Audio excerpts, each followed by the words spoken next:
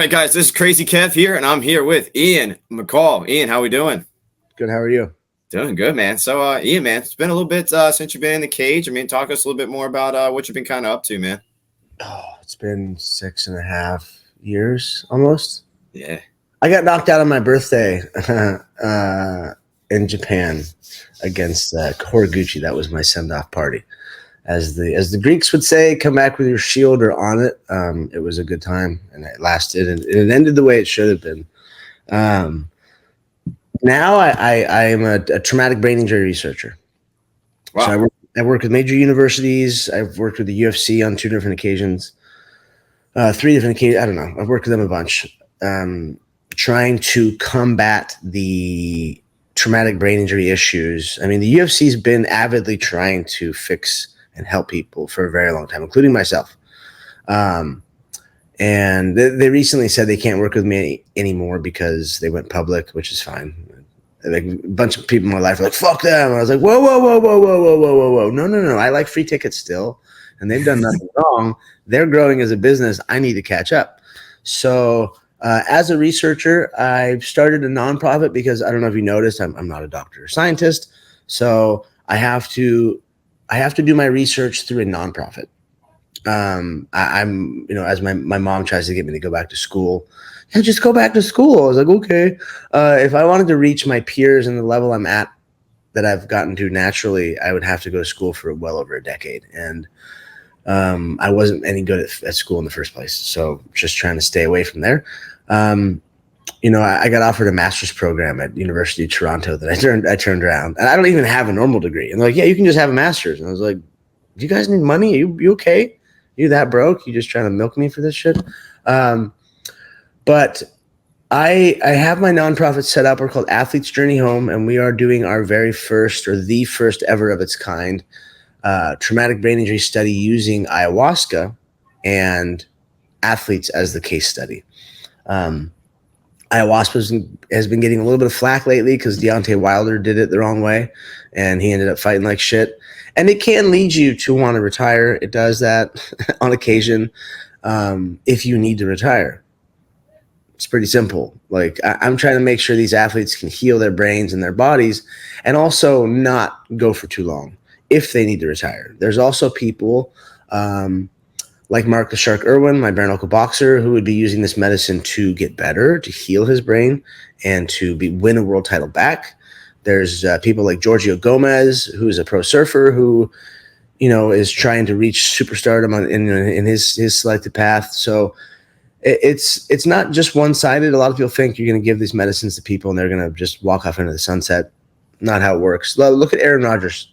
Aaron Rodgers went on to be, he cemented himself in the football landscape as one of the greatest after doing ayahuasca. So there's a twofold kind of part going there, and either way, we're trying to heal these people with brain damage. I'm taking 10 people. I'm raising money for this right now. Pandering is always fun. I'm going to take 10 athletes down to the jungles of Peru to sit at the Ayahuasca Foundation. I'm working with Onaya Science. It's the first PhD of ayahuasca. We have a psychopharmacologist. We have Dr. Wei Feng, who just gave a TED Talk in China about ayahuasca. There's no higher level of science that we're doing. It is, it's pretty cool to be a part of the best team on the planet when it comes to this sort of stuff. And we're pushing the envelope. We're doing the first study. We're bringing 10 people down there, and we're going to accomplish something great. Yeah, no, it definitely sounds like you're going to accomplish something great. And like you mentioned, do you happen to have like any fighters like so far that are maybe interested in doing this study with you? A bunch. Athletes from all walks of life. There is, there's, people from surfing, all walks of fighting. There's race car driving, there's rugby, it just goes on, soccer and so on. Yeah. Because if you think of any major sporting achievement, like anything that pop off your head, Tony Hawk doing a 1080, this person getting a knockout, this touchdown in football, this header in soccer, over 90% of those athletes have brain damage. Even the guys that play soccer, they have tons of brain damage, because they're having to head a ball all day long, and then someone kicking you or kicking that ball at you at whatever speed they kick it at. It's not good. And There's a whole other list of issues that I have to deal with athletes, but we won't get into those. Those are their personal issues, you know? Yeah, yeah, no, fair enough. No, I definitely agree with you, man. And yeah, getting back in your fighting career, man. I mean, what's maybe some of your favorite memories from it, man? Favorite memories. I was talking with my girlfriend in the sauna yesterday, and she has no idea who I am. She doesn't care. Like she's just fucking like, what? You did what? That's weird. And some guy, her and I are, in the sauna after yoga talking as usual. And he comes up and he's like, Ian McCall? I was like, yep. And he's like, oh man, cool. But just gave me the knuckles. It was like, fucking so stoked to see me there. And I was like, the fan interactions, fights, sure. But fights are trauma. That's PTSD. It's not like it's whether win or lose, it's not good for you. And man, I would say fight wise, probably Ireland, because that first fight that I should have been celebrated a little better with Demetrius. And, I didn't get what I needed out of it. The fight with Brazil was fun, even though I broke my hand. Brad Pickett, that was probably one of the coolest nights of my life. I got to beat the bark off Brad Pickett, and in front of the Irish crowd. They thought I was Irish because my name, but I'm not. But I played that one up and made them hate the English even more. So it was fun. It was a good time. Like I just, it's more for me about the fan interactions. Like Chuck Liddell taught me these are the people you give your shirt for. These are the people that you literally take it off your back and give it back to them. You take every picture, you shake every hand, kiss every baby, hug people, make eye contact. Like you are never the person that pulls yourself away from any fan interaction. It's always somebody else, which was exactly how we did it. My brother or my agent or my coaches would always be like, no, Ian's got to go. I will sign every picture. I'll waste whatever time I have just to give it back to the adoring public. Yeah, no, that's definitely pretty awesome, man. And another thing I thought was pretty awesome during your UFC run, man. I mean, you obviously, you had probably the best mustache in the game, man. Talk to us a little bit more how you managed that, and you still got it. Talk to us more about that. It's still there. It's better than ever. I've had it for over 13 years. My daughter's never seen me without it. Wow. She just won't let me shave it, so whatever. I can't complain. It's a fucking mustache. Who cares? It's made me money. Man, the mustache, the whole persona thing was all just smoke and mirrors. All these stupid tattoos. It's the armor you put on, the story you tell, and it was just I was acting the whole time. I was a different person that I've grown out of. I'm not that person anymore. I still work avidly in the space. I'm gonna go roll with Cheeto right now after this at his new gym in Costa Mesa to get Cheeto ready, because Cheeto was one of the last people that I helped mentor. I'm the one that put him with Perillos and got him, kind of set on the path he's on now. Who else? Oh, Mark the Shark Irwin. I'll see Mark the Shark after that because he's going to win a world title in September. So, I'm back tiptoeing myself into the industry. I don't have any UFC fighters outside of Cheeto, but he's not mine. He's just my friend that I'm going to help. So we'll get there. I have a stable of young athletes that are like in high school, right, graduating, young, early 20s that want to be fighters. And I've got time. I've got other businesses that I do. I only have this much bandwidth for athletics, for teaching. Like I don't like teaching privates anymore because someone's paying me $100 to kick the shit out of me. I'm like, I'm good. I don't need the money. I have to give. This is part of my life of service is to give my body to these athletes because I can still do it. I'm only 40. I'm in really good shape. I got abs. I'm still super strong. I'm stronger than ever because I've got old man strength. And, so it's fun to just not have the repercussions of getting punched. Number one, I don't get punched anymore. I don't punch anybody, but I'll wrestle fuck the Cheeto all morning. Yeah, no, fair enough. No, and like you mentioned, you had a little bit of a persona and stuff when you were fighting. Back in the days, you had like that Dana White push, and you also mentioned in another interview they were like talking about like when you should like drop certain things, like a book or certain stuff like that. Talk to us a little bit more about like the behind the scenes about like the push that you were kind of getting. Man, from Chuck Liddell, Yeah. he he pitched this, just softballed this thing to me, and I was like, and I fucking missed, and I saw, God, man, I missed so bad. I could.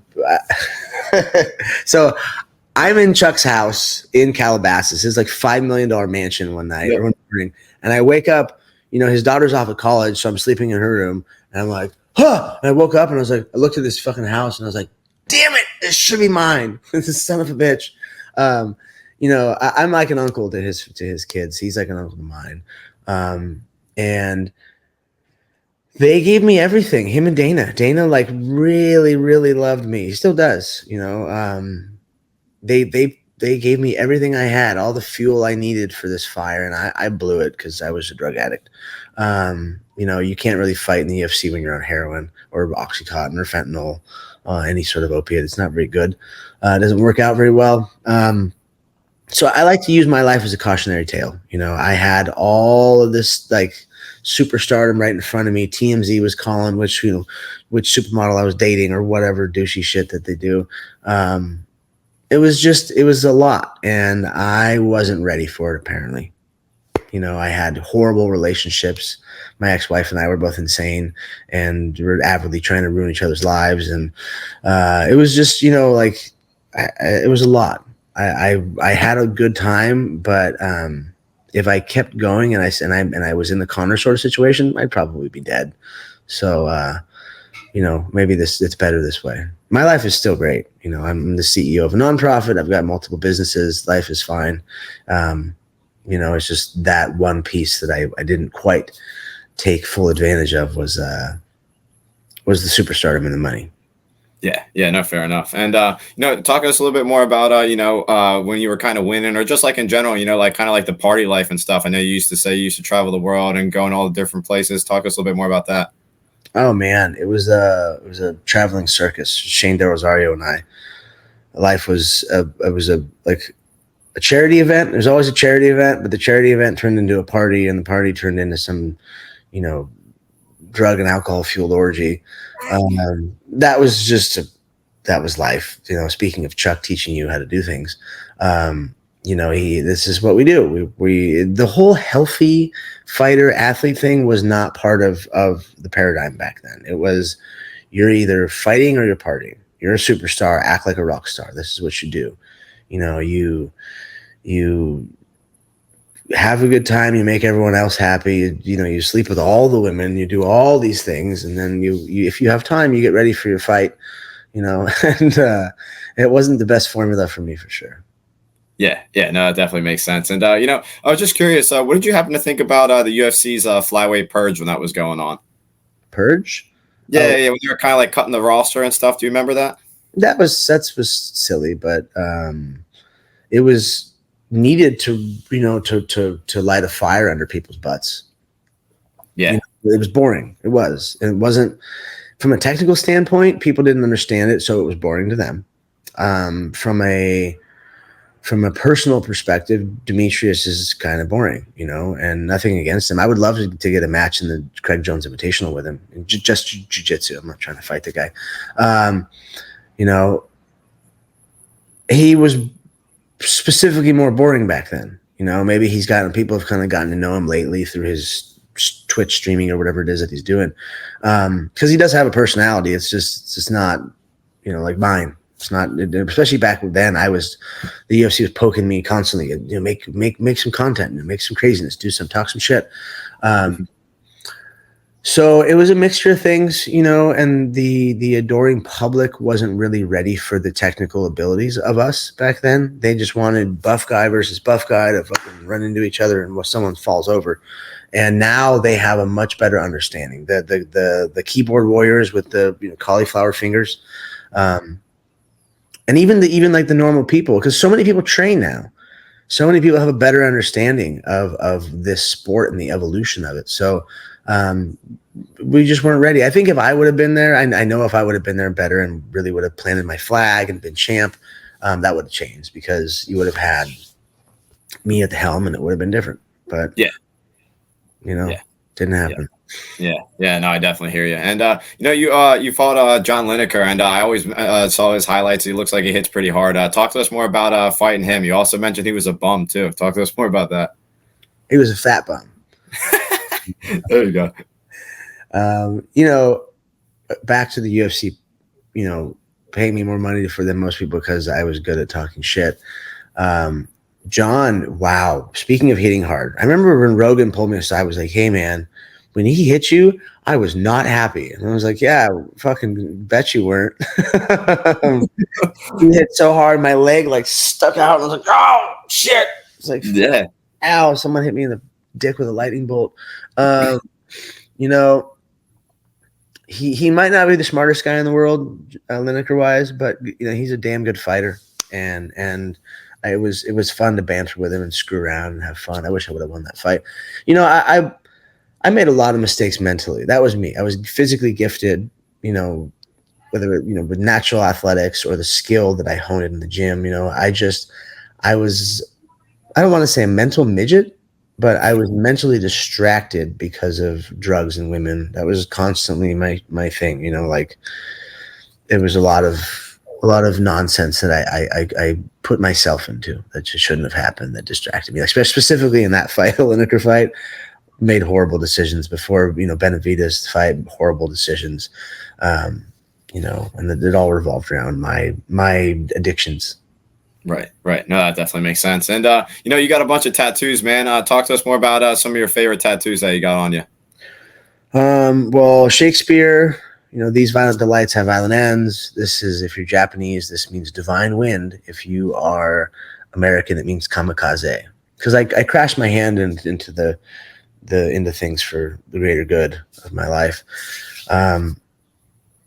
My favorite tattoo, I mean, I don't know. Maybe this right here, my daughter's name, London Juliet. She's the only reason I'm alive.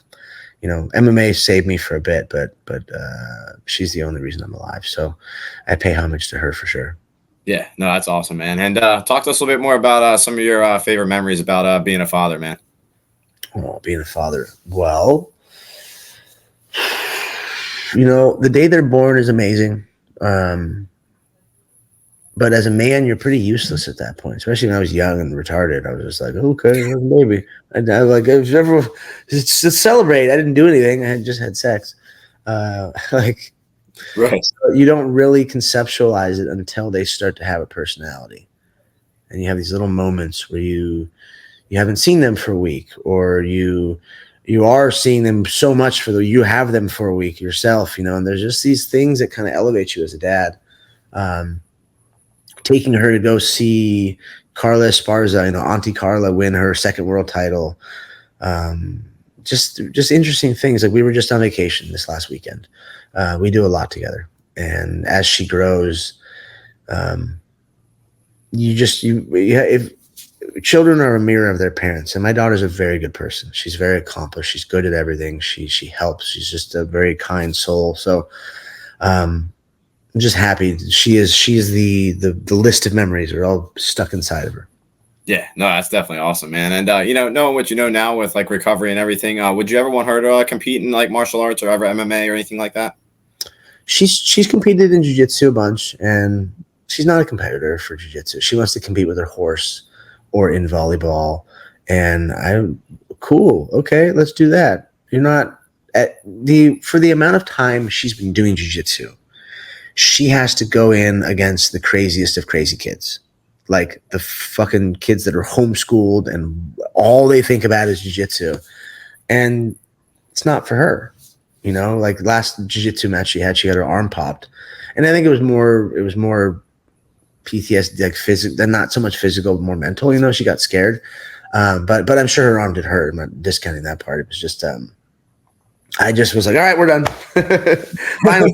Or I don't have to stress about my own kid competing, because if she doesn't want to do that, I don't want her to do that. Like, we can provide a life for her. She doesn't have to do anything. She's growing up here in Orange County with, you know, on private beaches and in yacht clubs and shit. So she's maybe not not everyone like that. Like me, grew up like that. It's not a conducive, you know, ecosystem for world champion fighters. I was just crazy, and she's not so crazy. You know, she wants to just chill on the beach and play volleyball and be mellow, and that makes me happy. Yeah, no, that's definitely awesome. That's definitely some good stuff there. And you know, when you were competing in Risen, man, you seemed like you were happier and stuff over there. Is that maybe the case? Um, I was thinking about it, and whenever I have an athlete that is super depressed because of traumatic brain injury, I always ask them, like, are you on TRT? And they say no. I'm like, get on fucking TRT. And they get on and they're much happier. And seriously.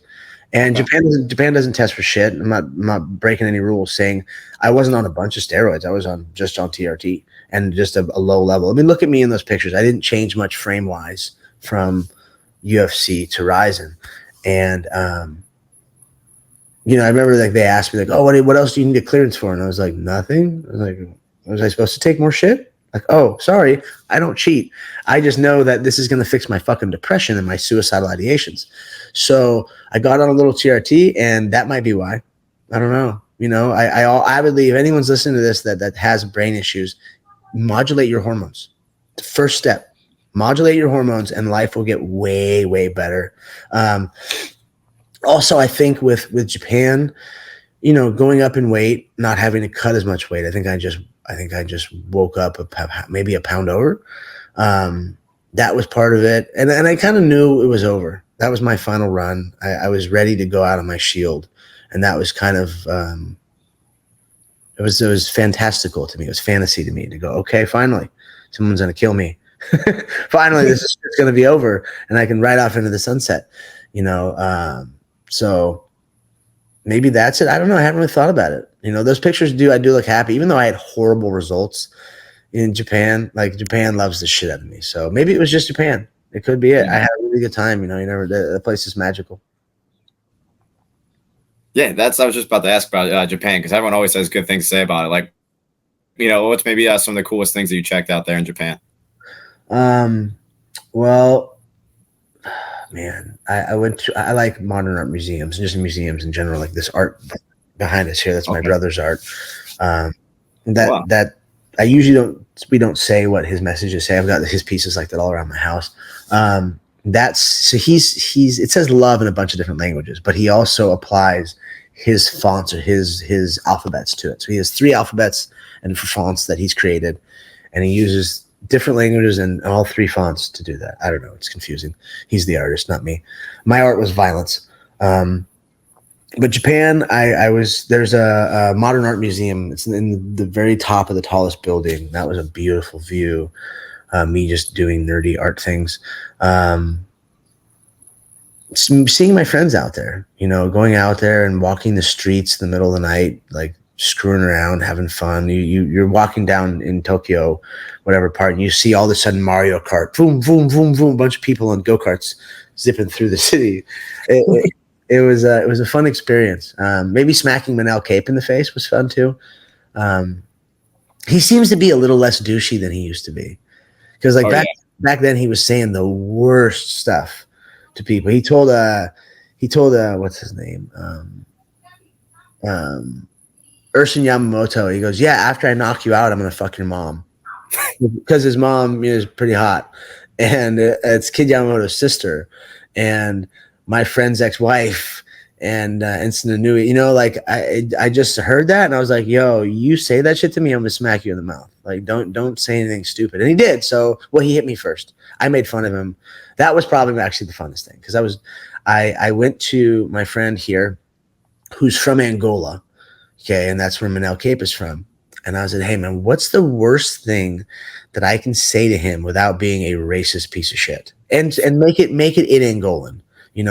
Because I don't want to say something in Portuguese, which is like, meh, it's a Portuguese province. I want actually Angolese. And he told me, I forgot how to say it, but it was, you're trash and you're acting like you're from the gutter.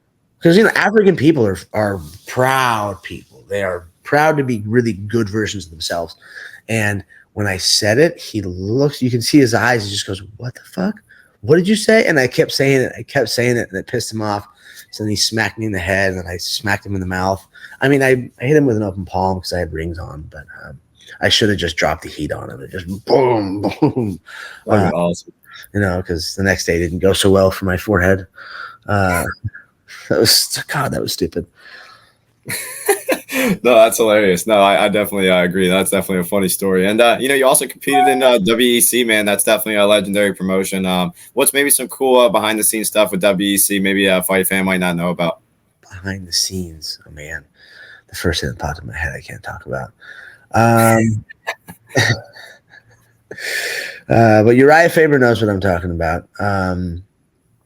It was fun, we were young and stupid, and it was a good time, fighting Dominic Cruz. Dominic, he punched me so many times in the face without knocking me out because he's got pillow fist that I had 2 patches missing out of my chin.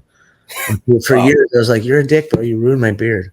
These are the friends like Uriah, Dominic, whatever, these people that no matter how old we get, you see these sort of people in the rest of your life, and it's just like a big hug. Like, what's up, dude? These are the people that we all grew up together, essentially. So those were good times. Yeah, no, it definitely seems like it. And, like I mentioned, I'm a Taekwondo instructor. I've been teaching for 6 years, and I've been training for 19 years. And I started when I was 5 years old. So I love martial arts. And with that being said, with all the different guys I have at my gym, what advice do you give them to keep on coming into the gym, to keep on getting better and better every day? Repetition is the mother of skill. There is no other way to do it. If you have a bunch of natural talent, great. But look at someone like Chito. He's not athletic. He's not, coordinated. He's not this he's not this gifted person. But that's what happens when you train harder than everybody else. You turn into Chito. Yeah. Yeah. Really, he's a perfect example. When he first came to Oyama's, we're like, who is this garbage pail? Like, he sucks, but still kicking me in the face out of nowhere. I was like, what the fuck? But he had the mental fortitude, the craziness to be a little jungle creature, and push himself and take all the tools that the rest of us had laid down for him to really become who he is. And really proud of Chito. He has really eclipsed the potential that God gave him in the first place. Yeah, no, I definitely agree with you. And like you mentioned, you obviously had a pretty awesome personality and stuff on the mic. Who do you think are maybe some of your favorite trash talkers, or just people on the mic in general? Moicano's the best one. I mean, who else is there? There's nobody. Everybody, the scariest dude in the UFC barely speaks English. Sure. I can't think of the Brazilian. Rare. Pereira, yeah, he's by far the scariest person in there. He's one of the only real that guy's probably shot bow and arrows at people in the jungle. Like, he grew up there. That's a different, I'm going in the jungle for 6 weeks this year, and it's a crazy place. Most of the others, even the Russians, not afraid of. I'm sorry, I'm not sorry. Like, there's no one that strikes fear into people anymore, really. And that's just because we created the sport. The crazy people that made you think like that guy might stab me, they're not healthy. That's the generation that raised me and brought me up in this. Like, the former athletes are all broken and fucked up, and we can't have that anymore. I'm trying to fix the issues that we had, all the PTSD and the TBI and so on. So the sport's a little bit watered down, but for a good reason. It's all good. This needed to be a sport for people to make more money and have more influence and have a greater impact on society. And that's what we've done, So I think that people can get better. Maybe they need some trash talking lessons or something. I don't know how that will work, but maybe it's just not that time right now. We don't need another Conor McGregor kind of, and nothing against Conor, but polluting everyone's idea of what it is to be a mixed martial artist. Yeah, no, I definitely agree with that. And, in the beginning of the interview, you mentioned a bunch of athletes and stuff that you wanted to take in the jungle and everything like that. But you also mentioned Aaron Rodgers and everything. What did you kind of think about the news and stuff when that kind of dropped with him, using ayahuasca and everything like that? I thought it was great. He works with Aubrey Marcus from the old Onnit company. I've worked with Aubrey before. Onnit used to sponsor me before even did ayahuasca. And actually, after the last time I did ayahuasca, I joined Aubrey's cult for a little bit. He's got this program that's kind of culty, and it's they do great work. That's the thing is they helped Aaron integrate everything he learned in the ayahuasca and helped him become who he really is. So that's the main thing. If you're not doing it the right way, this can have disastrous side effects for your career. You could not want to fight anymore because it can definitely lead you down that path. But if you do it the right way, excuse me, if you have the right coaches behind you, you're going to be fine. You know, you're going to be led in the right direction, because that's the intention. The intention is to go from good to great, you know, and this is a huge tool to help. It's just about having the right structure behind you, because I did it the wrong way. I did, you know, the first time I did it. So I'm going to make sure nobody else does it like that. Good. No, that's definitely awesome, man. And Ian, man, it's been awesome talking to you. And you know, what's maybe your final message out there for the fans watching this video? So if you're going to do psychedelics, be careful. Harm prevention is key. Setting and intention is key. You know, especially the first time you're going to take anything, be careful. I've seen people have nervous breakdowns and do all kinds of crazy shit, jump out of windows. It's serious, you know, and just go into it with some homework, have some structure to what your trip is. Microdosing, you can microdose and have a bad day. That's fine. But if you go super deep with your psychology and your spirit, you know, there can be repercussions. So take your time, do some research, sit with the right people, and have a good time. You know, I love you guys. Yeah, that's awesome. Ian, man, it's been awesome talking to you. Thank you so much for coming on the show, man. And we're looking forward to what you have next for you. Thank you so much once again. Thank you, man. See ya. Yeah, man. All right. Take care.